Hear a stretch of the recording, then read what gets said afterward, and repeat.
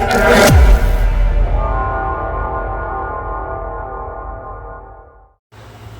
guys, welcome back to my channel, Monkey Wrench Aquatics. I'm Kelly, the monkey with the aquariums.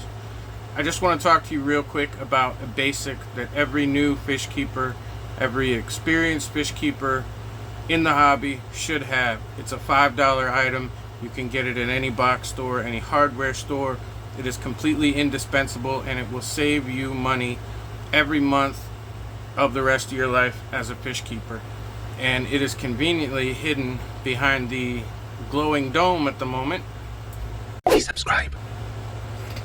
And it is that is a simple 5-gallon bucket. Currently at the Big Blue box store, I want to say they're $2.99 or $3.99 for the bucket and about $2 for the lid. So you're talking about a $5 item there. Once you get them, make sure that you rinse them out so there's no dust or anything in there. Don't wash them with soap, just rinse them out. Then let them sit in the sun for a day and you're good to go. They are indispensable in the fish keeping hobby. This particular one is what I keep 5 gallons of tap water in. It's full right now. I also keep in there my hose vacuum, the vacuum on the end of a long hose, so you can siphon vacuum the bottom of your tanks and get all the junk off the bottom. I keep it in there for a couple of reasons. One, because I know it always stays clean because I keep a lid on my bucket. And two, because every time I do a water change and I put fresh chlorinated water in there, I know that what little chlorine in that water is going to kill any germs that are on my hose. I also keep my nets in there for the same reason. So when you take tap water that has chlorine in it from, yes, I know, I'm right here. I'm talking to my little fish here. He's over here chilling. Let me see if I can show you. This is that 5-gallon that we set up a couple of weeks back. It's been almost a month now, and he's doing great, loving life. So whenever you're dealing with tap water, you have chlorine in it. You have other additives in there. Most people don't realize that chlorine doesn't last very long in water. It basically evaporates itself from water, and with tap water it takes 3 to 5 days for that to happen. So for those of you that watch YouTube videos and think you have to go to the store and you have to buy dechlorinator and you have to buy all these special products to start a tank just to make sure there's no chlorine in the water, you don't have to do any of that if you don't want to. If you're patient like the rest, like I am, fill up your bucket, fill up your tank. As long as there's no fish in it, it's a brand new tank.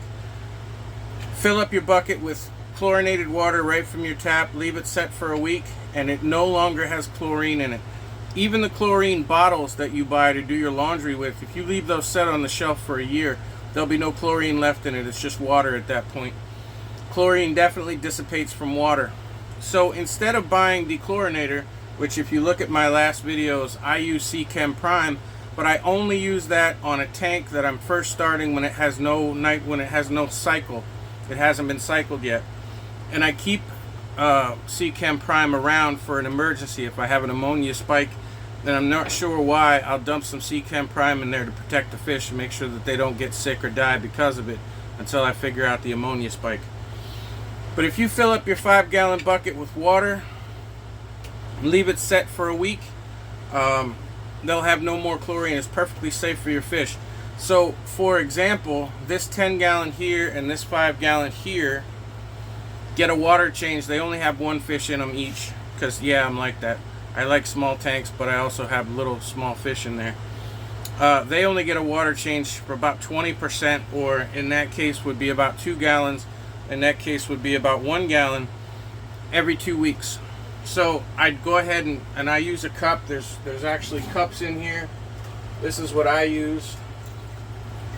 And I keep those cups in the water as well to make sure that they always stay clean.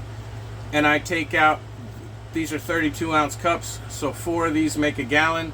So I know if I want to pull a gallon out of a 5-gallon tank, I need 4 of these. If I want to pour 2 gallons out of that, then I need, I'm sorry, 4 of these is a gallon, so 2 gallons would be 8 cup worth.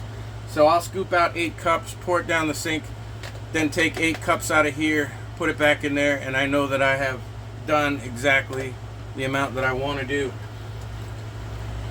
I know everything stays clean because it stays inside my bucket, I know that I always have water on hand. The biggest mistake you can make, and the other reason for keeping a dechlorinator around, a tetra or seachem prime or whatever, is there have been times when I have done my water changes and then I've gotten busy or I was in a hurry and I forgot to reload my bucket.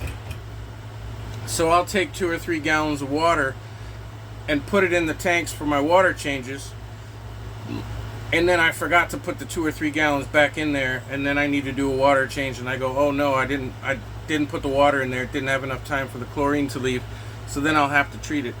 But as long as I keep things in my head correctly, I can always fill that back up with water, take out what I need, fill it back up to the top with water, and I know that by the time I have to do another water change in 2 weeks, the water's perfectly safe for the fish, and I no longer have to worry about spending money on dechlorinators.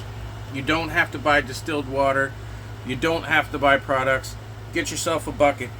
As I said, I keep my net in there, I keep my vacuum, my gravel vac. Oh, and there's your bonus. But I keep my gravel vac in here. I'm gonna have to stand up to get it. There it is. There's my gravel vac. I keep that in there.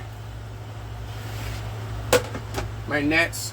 That way they all stay clean, they're out of the way.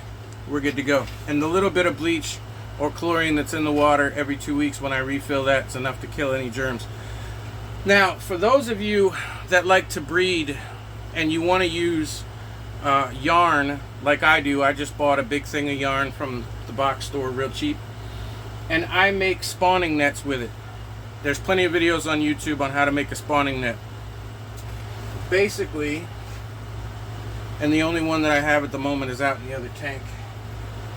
Basically, you take a bunch of yarn and you make circles with it till it's a big nice clump, and then you tie it off in the center with a piece of yarn, and so that the other 2 sides can hang down, and that gives new babies a place to hang out. It's kind of like making an artificial plant area. It's something for them to hide in. Well, the problem is that when yarn gets wet, it doesn't float. This is a simple drinking straw that I got from, I don't know, probably the same place I got those cups. You take a lighter and you melt the end of it so that it melts. Where the hell's my camera? So that it melts. You see that? And you just melt the end.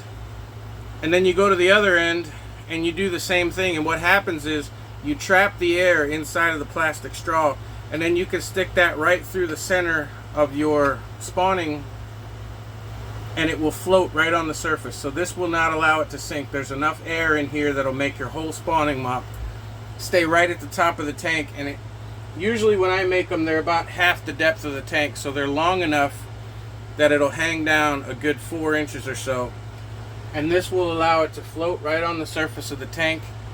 They're free, they're easy to keep clean because they're plastic.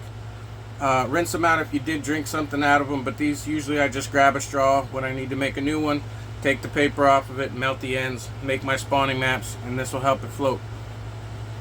Get yourself 1 5-gallon bucket, 2 if you need it, depending on the size of your tanks. Fill them with water.